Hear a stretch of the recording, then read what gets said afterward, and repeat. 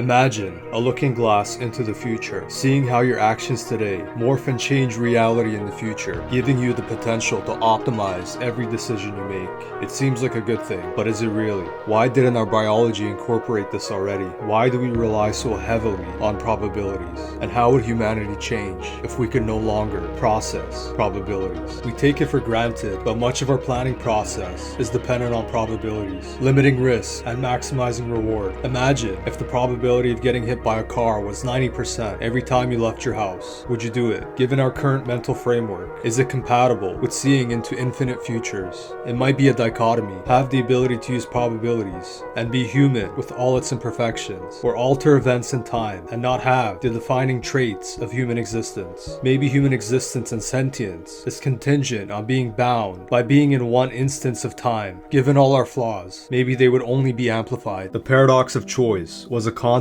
coined by psychologist Barry Schwartz. In short, the more choices an individual has, the less satisfied they'll be with a choice they've made. An analysis into people presented with too many choices displayed that people were incapable of making a decision when faced with abundance. Nowhere is this more prominent than in modern dating, where the sheer number of choices results in less happiness from the choices made. So why then do we not have a looking glass into the future? Imagine a scenario where you were there planning out your choices for a day and inputting them into a console. Then you perform these actions to a T in real time, fine-tuning every decision. The premise is that you would spend more time available in a day refining every possible decision than there is time in that day. You multiply this over the course of a lifetime and no decision is eventually made. Now imagine everyone else has the same ability to input decisions for future events. The future would continually change as everyone else changes their inputs. Changes continue to conflict with each other and no decisions are made. We do not live in an ideal vacuum in which our decisions have no interactions with the decisions of other people. Maybe it has to do with our brain's finite rate of processing information.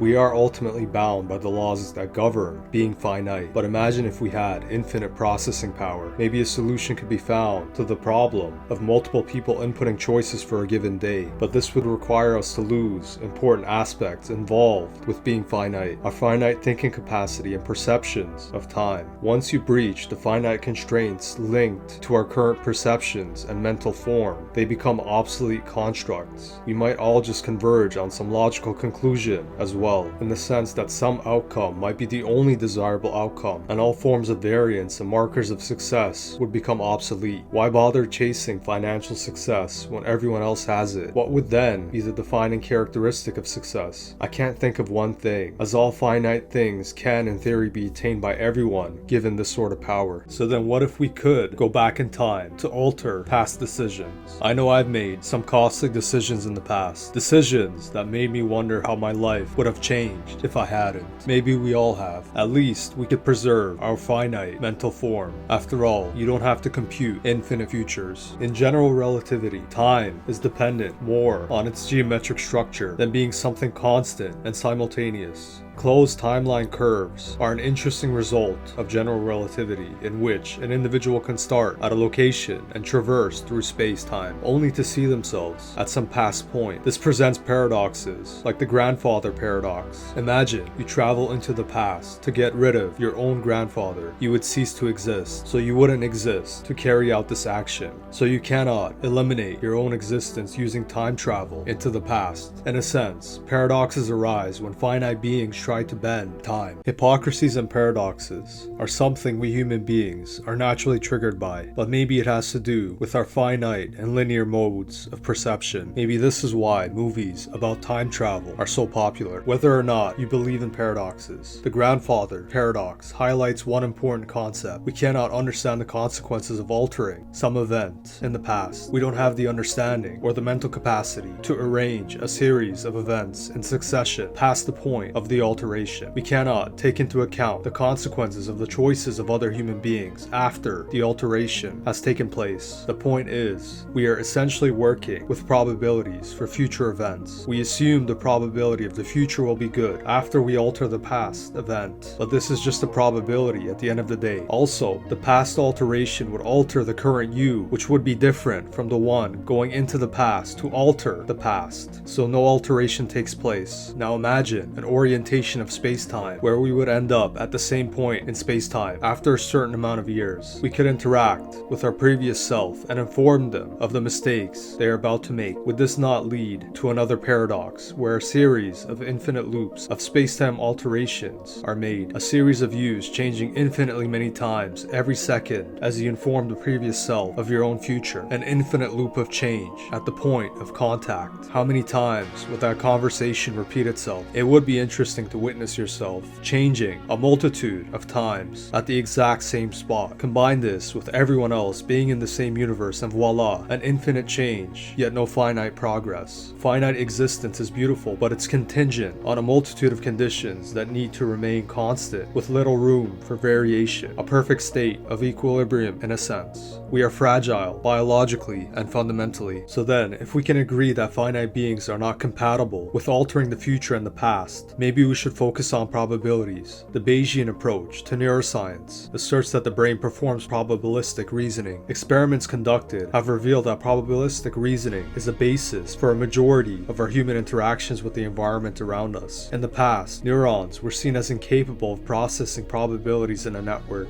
but this has all changed in light of new experiments conducted and experimental evidence collected. A degree of gratitude is necessary for our ability to process probabilities. Maybe this is the essence of finite existence. Imagine if we couldn't. Could we even be capable of sentient thought? How many of us would indulge in a habit if the probability of a bad consequence was 50% after one use? Maybe if it was 10% or even 1%, the number rises as the probability decreases. The same thing is true for positive effects, but in the opposite direction. But there is also a dark side to our probabilistic perception. If we make the likelihood of a bad consequence low enough to where it doesn't go noticed, then people would indulge en masse. Just look at drinking and smoking. But probabilities also compound to produce bad effects in the future, in the sense that each time you indulge in a habit is not independent in producing effects from previous uses. The relevant variable is yet again time, but it's not all bad being finite. In order for variance and natural flow to exist, maybe we have to make this compromise. To create amazing works of art, maybe we need to be incapable of perceiving the consequences of every brushstroke